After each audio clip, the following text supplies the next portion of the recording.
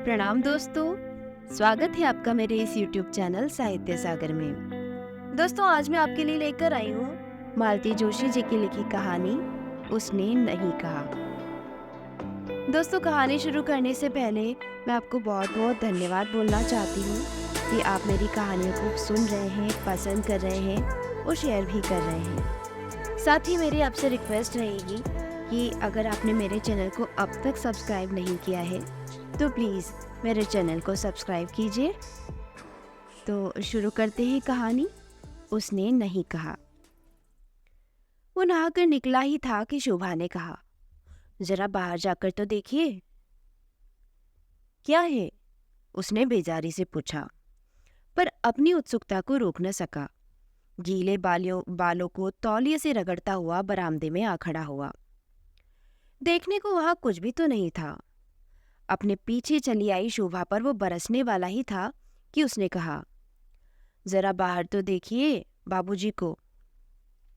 इस बार उसने देखा, दरवाजे पर एक ठेला खड़ा है और बाबूजी उसे पैसे दे रहे हैं।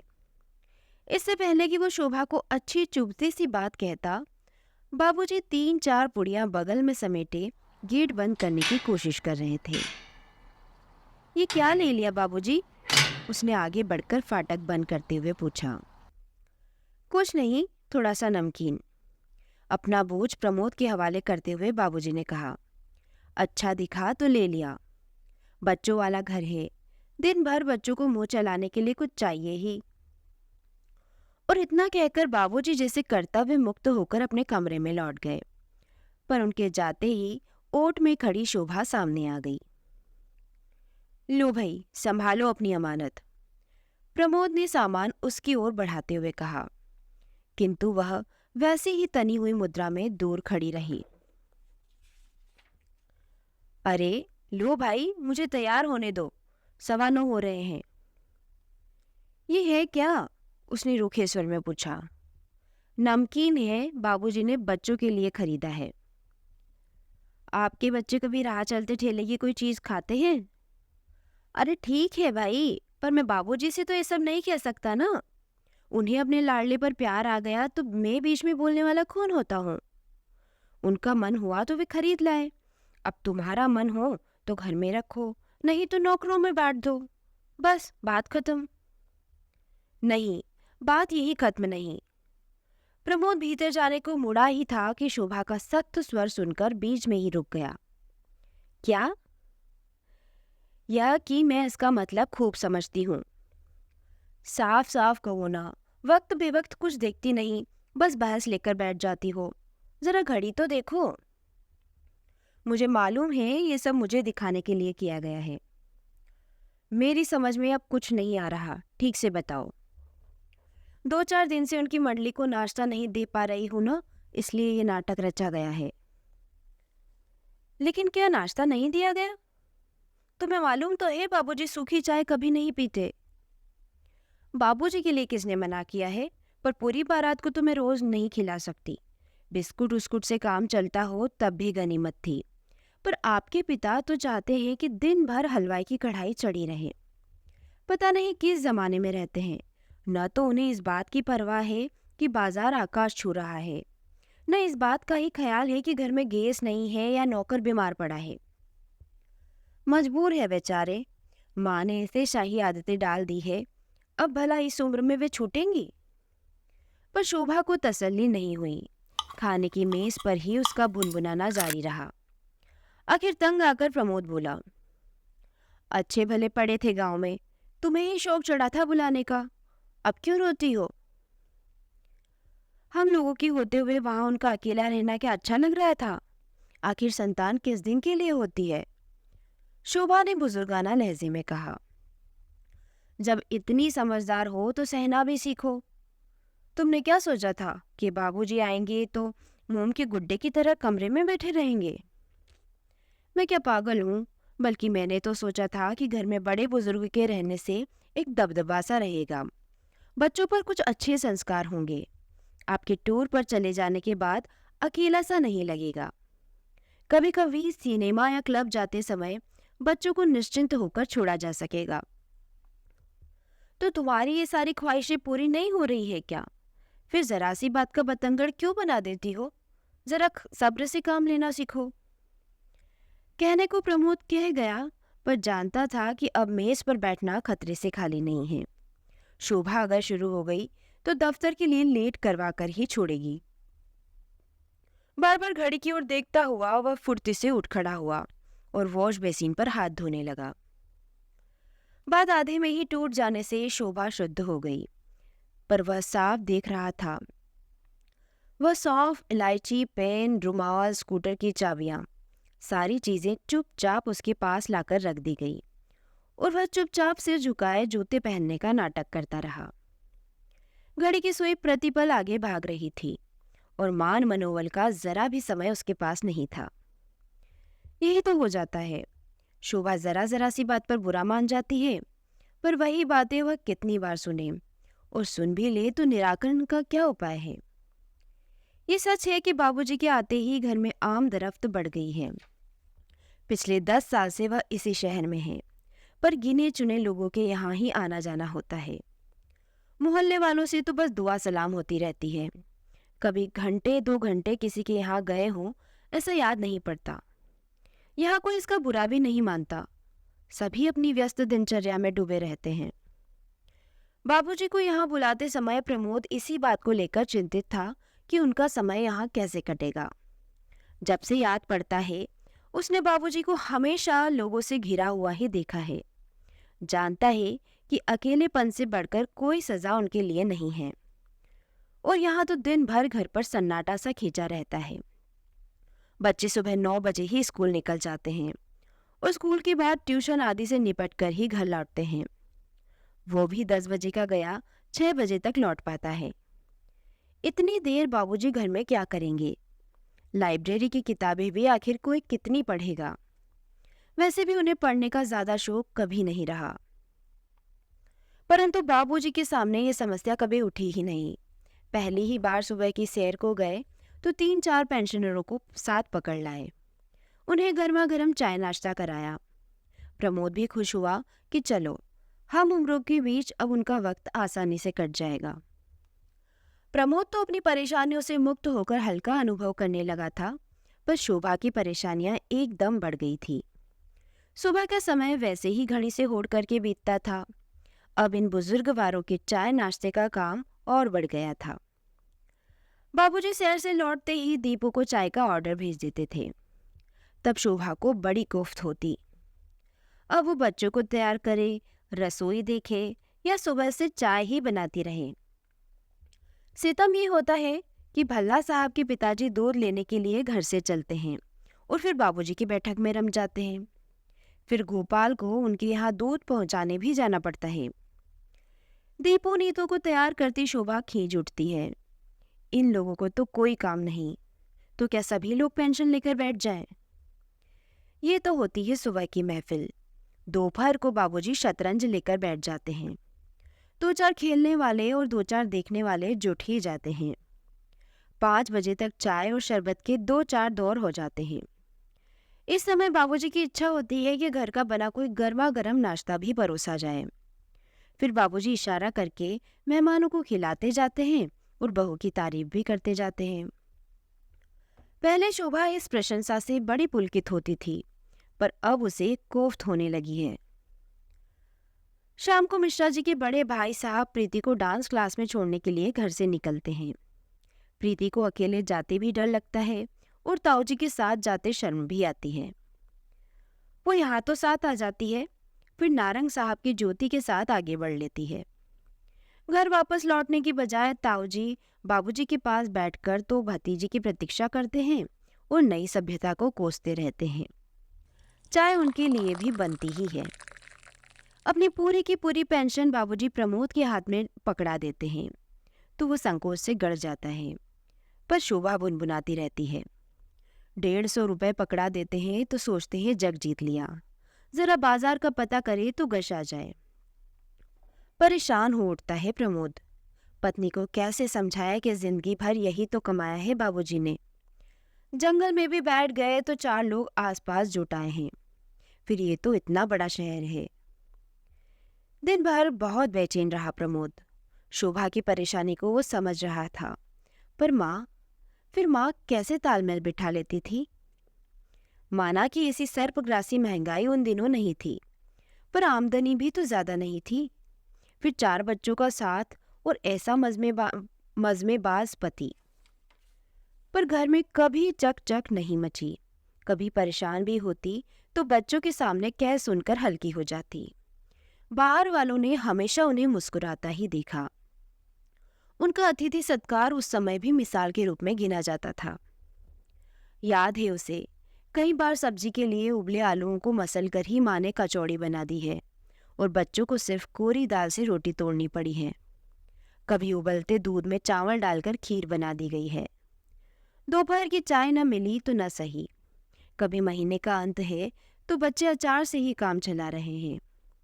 पर उस समय भी कोई भूला भटका आ निकलता तो माँ झट से कढ़ाई चढ़ाकर बेसन घोल लेती और आंगन में लगे अजवाइन या पोई के पत्तों की पकौड़ी उतार देती। उनका एक ही सिद्धांत था, अपने घर में हम कैसे भी रह लें, पर घर आया मेहमान संतुष्ट होकर जाना चाहिए। और घर में क्या आने वालों की संख्या कम थी। नाते रिश्तेदार तो खैर थे ही, उनसे ज्यादा संख्या तो बाबूजी के दोस्तों की थी। कुछ तो इतने बेतकल्लुफ कि रसोई में सीधे आ धमकते, बच्चों के साथ ही शुरू हो जाते। पर माँ के माथे पर कभी बल नहीं पड़े। उन दिनों बाबूजी एक खास रविवारीय भोज का आयोजन करते थे। उसके लिए माँ ने चीनी की प्लेटें, एक भगोना और कलछी अलग रख छोड़े थे। आंगन के छोर पर बने एक चूल्हे पर यह कार्यक्रम चलता। माँ रविवार को सुबह उठकर वहां झाड़ू बुहारा करती, मसाला पीस कर रखती, आटा सान कर रखती। सारा सामान एक बार वहां सजा देने के बाद जो वो मंदिर की राह लेती तो शाम ढले ही घर लौटती। दिन भर उनके मुंह में अन्न का एक दाना भी नहीं जाता। पड़ोसी ने कहती, पति के पापों का प्रायश्चित कर रही है बिन्नों की माँ। माँ हंसकर कहती, कोट का पाप कटी का पुण्य। अब किसी का खाने का मन है और हमें बनाना नहीं आता तो हम यहाँ बैठकर क्या करें? उतनी देर ठाकुर जी की सेवा ही सही। लेकिन अपने घर में तुम्हें ये सब अच्छा लगता है? इतने सारे होटल तो हैं, बिन्नों के बाबूजी वहीं जाया करे तो क्या हर्ज है? अरे वाह, माँ तमक कर कहती, अपना घर होते हुए होटल में क्यों जाएगा कोई? वहां खाने से मन भरता है कभी? और इतने संगी साथी लेकर होटल जाने का भूता है किसी का? सच तो था, बाबूजी के उस सामेश भोज में 10-12 लोग तो कम से कम आते ही थे। होता ही चंदे से ही था, पर उनमें से कई ऐसे भी थे जो घर से छिप कर आते थे। वृषभान चाचा तो ऐसे थे जो चंदा भी नहीं दे पाते थे, पर बिना बुलाए ही आ टपकते। तब माँ कहती, मर्द मानुस है, खाने पीने की हवस को कहाँ तक दबाएगा बेचारा। घर में नहीं मिलता तभी तो इधर उधर लार टपकाता फिरता है। शुरू शुरू में तो माँ बच्चों का खाना बनाकर रख जाती थी, पर बाद में आमिल चाचा बच्चों को खींचकर अपनी पंगत में ले जाने लगी। माँ को पता चला तो हाथ जोड़कर बोली, लाला, लड़के तुम्हारे हैं, जैसे चाहे गुण सिखा देना, मैं कुछ नहीं बोलूंगी, पर लड़कियों को बख्श दो, पता नहीं कैसी ससुराल मिले। मर्द मानुस तो अपने शौक बाहर जाकर भी पूरे कर लेते हैं, पर यदि इनकी जीभ को स्वाद लग गया तो छटपटाते फिरेंगी। उस समय तो सारी बातें इतनी रूटीन हो गई थी कि कुछ भी अस्वाभाविक नहीं लगता था, पर आज सोचते हुए कैसा आश्चर्य होता है। मुश्किल से 4 किताबें पढ़ी, कट्टर धार्मिक संस्कारों में पली बड़ी माँ। इतनी सूझबूझ, इतना विवेक, इतनी सुघड़ता कहाँ से ले आई वो? कौन सा विश्वविद्यालय था जहाँ से माँ ने ये विद्या सीखी थी? अभावों में मुस्कुराने की विद्या, पति के दोषों को खूबसूरती से ढांपने की विद्या, बच्चों के भविष्य में दूर से झांक लेने की विद्या, मध्यम वर्गीय विपन्नता के बावजूद भी सिर उठाकर चलने की विद्या। कहाँ से सीखा था माँ ने ये सब? माँ के प्रति उसका मन नए सिरे से श्रद्धानत हो आया। सच, इसी संगिनी को खोकर बाबूजी कितने अकेले पड़ गए होंगे।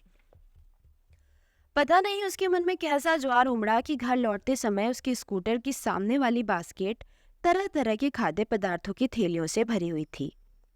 इतने पर भी उसका मन नहीं भरा तो कृपाराम हलवाई की दुकान के सामने गाड़ी रोककर उसने 10-12 गरम कचौड़ियां भी तुलवा ली। स्कूटर पार्क कर वह किसी स्कूली बच्चे की सी आतुरता से सीधा बाबूजी के कमरे में घुस गया। बाबूजी, कचौड़ियां लीजिए, बिल्कुल कढ़ाई से निकलवा कर लाया हूँ। अपने यहाँ का मशहूर हलवाई है, आपके शहर की टक्कर का तो नहीं।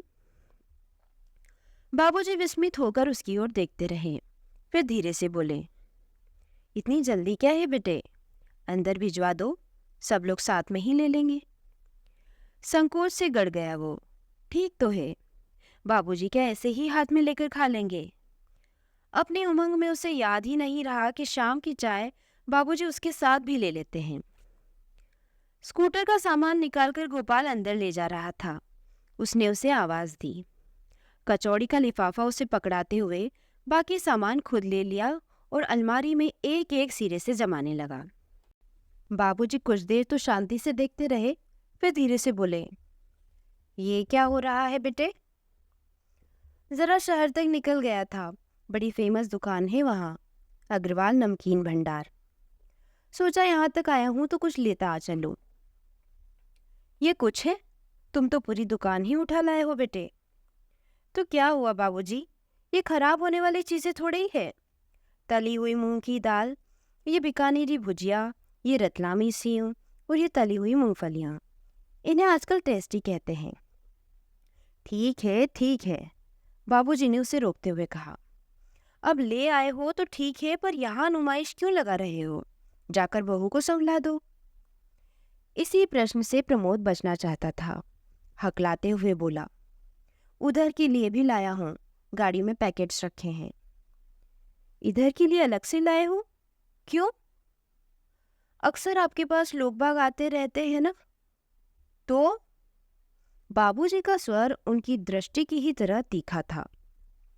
प्रमोद की सिट्टी पिट्टी गुम हुई जा रही थी, फिर भी हिम्मत करके बोला, दरअसल मैंने सोचा कि कभी आपको अंदर से मंगाते हुए संकोच लगे तो, मतलब ये कि वक्त बेवक्त कोई आ भी गया तो आप परेशान नहीं होंगे। तो बेटे एक काम और करो जी, एक बिजली का चूल्हा और पतीली भी यहाँ रखवा दो, वक्त बेवक्त कोई आए तो मैं चाय भी बना लिया करूँगा। बाबूजी, आप समझ नहीं रहे हैं। मैं सब समझ रहा हूँ बेटे, और एक बात तुम भी समझ लो कि मेरे पास जो भी लोग आते हैं वे खाते पीते घरों के शरीफ आदमी हैं। एक कप चाय अगर हम उन्हें पिलाते हैं तो उसमें अपने ही घर की इज्जत बढ़ती है, अपना ही बखान होता है। हम किसी पर कोई एहसान नहीं करते। मैं क्या ये सब समझता नहीं बाबूजी, इसी वातावरण में तो पलकर बड़ा हुआ हूँ। पर होता क्या है ना कि कभी कभी कोई प्रॉब्लम आ जाती है तो लेडीज परेशान हो जाती है, इसलिए कह रहा था। हाँ बेटे, ये बात तूने ठीक कही, ना कहता तो शायद मेरी समझ में कभी नहीं आती। बाबूजी ने नाटकीय मुद्रा में कहा। दरअसल बेटे, मेरे घर में तो कोई लेडी थी ही नहीं, एक सीधी साधी घरेलू औरत थी, इसलिए नहीं जानता कि परेशानी क्या होती है। अच्छा किया जो तूने बतला दिया। इतनी देर से प्रमोद किसी स्कूली लड़की की तरह भीगी बिल्ली बना हुआ खड़ा था, लेकिन इस व्यंग्य से जिसे वह तिलमिला उठा। एक तो वैसे ही दिन भर सोच सोच कर परेशान हो गया था। बाबूजी की इस बात ने उसका रहा सहा संयम भी छीन लिया। चीख कर बोला, आप कैसे जानेंगे कि परेशानी क्या होती है? आपने कभी जानने की कोशिश भी की है? हमसे पूछिए कि माँ ने किन हालात में गृहस्थी की गाड़ी खींची है। आपके शौक पूरे करने के लिए उसने क्या कुछ नहीं सहा है। कितने कितने त्योहार पुरानी साड़ियों में मना लिए हैं, कितनी सर्दियां एक इकलौते ऊनी स्वेटर में निकाल दी हैं, कितनी राखियों पर उन्होंने मैके जाने से इनकार कर भाइयों को दरवाजे से लौटा दिया है, कितनी बार। लेकिन प्रमोद अपनी बात पूरी भी नहीं कर पाया था कि उसने देखा बाबूजी का चेहरा सफेद पड़ गया है, पैर कांपने लगे हैं। एकाएक उसका सारा आक्रोश ठंडा पड़ गया। उन्हें सहारा देकर पास की आराम कुर्सी पर बिठाते हुए उसने पूछा, आपकी तबीयत तो ठीक है ना? बाबूजी कुछ नहीं बोले, अपनी हथेलियों में मुंह छिपाए कुछ देर खामोश बैठे रहे। प्रमोद धीरे धीरे उनके तनवे सहलाता रहा, इससे ज्यादा उसे कुछ सूझा ही नहीं। एक लंबे अंतराल के बाद बाबूजी ने सिर उठाया और डूबती सी आवाज में बोले, मैं जानता हूँ बेटे कि मेरी गृहस्थी एक मामूली से क्लर्क की गृहस्थी थी, पर तुम्हारी माँ ने उसे राजा रईसों की सी शान दे दी थी। साक्षात लक्ष्मी का रूप थी वो। मुझे मालूम है कि उसके लिए रोज रोज नई साड़ियां मैं नहीं जुटा सका, पर यह भी जानता हूँ कि घर आई हर बहन बेटी नई चुनर के साथ ही विदा हुई है। अपनी जिंदगी चाहे उसने एक ऊनी कपड़े में गुजार दी हो, पर तुम्हारे चाचा लोग शादी होने तक उसी के हाथ के स्वेटर पहनते रहे। घर में हम लोग चाहे जैसा खाते पहनते रहे हों, पर आने वाला मेहमान तृप्त होकर ही लौटा है। मुझ जैसे की गृहस्थी चलाना उसी के बस की बात थी। वो न होती तो पता नहीं क्या होता। बाबूजी ने एक दीर्घ निश्वास लिया और बोले,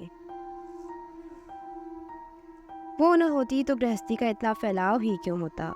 लोग गृहिणी का मन देखकर ही देहरी चढ़ते हैं, नहीं तो क्या चाय होटलों में नहीं बिकती। प्रमोद उत्तर में कुछ कहता, इससे पहले ही जैसे उन्हें कुछ याद आ गया, बोले, अच्छा सच बताना, अभी जो तुम इतना सब कुछ कह गए तो क्या उसने कभी तुमसे ये सब कहा था? तुम्हें मरने वाले की कसम, सच सच बताना। उनके स्वर की आर्द्रता से प्रमोद परेशान हो उठा। क्षणिक आवेश में कही गई बात इतने गहरे बैठ जाएगी उसने नहीं सोचा था। सांत्वना में वो कोई अच्छी सी बात कहना चाह रहा था कि गेट खड़का। उसने उचक कर देखा, मिश्रा जी के बड़े भाई साहब आ रहे थे। उसे लगा जैसे ये प्रीति के ताऊजी नहीं साक्षात भगवान हों। बाबूजी, ताऊजी आ रहे हैं, मिश्रा जी के भाई साहब, उसने बाबूजी का ध्यान बटाते हुए कहा। सचमुच इन शब्दों ने जादू का सा काम किया। पल भर में बाबूजी सहज हो आए। दूसरे ही क्षण वह फुर्ती से उठ खड़े हुए। पैरों में चप्पल सरकाते हुए उन्होंने खूंटी पर टंगा अपना कोट भी पहन लिया। ताऊजी अपनी डगमग चाल से जब तक कमरे में पहुंचते, बाबूजी तैयार होकर बाहर निकल आए और बोले, चलिए मिसुर जी, जरा चौराहे तक हो आए, मेरे पान बिल्कुल चूक गए हैं। और उन्हें अबाउट टर्न करवा कर सचमुच वे चल पड़े। प्रमोद ठगा सा उन्हें जाता देखता रहा। करीने से सजी हुई देसी पान की डलिया उसका मुंह चिढ़ाती रही। दोस्तों, ये कहानी यही समाप्त होती है। कहानी कैसी लगी मुझे कमेंट बॉक्स में लिखकर ज़रूर बताइए। आपका बहुत बहुत धन्यवाद।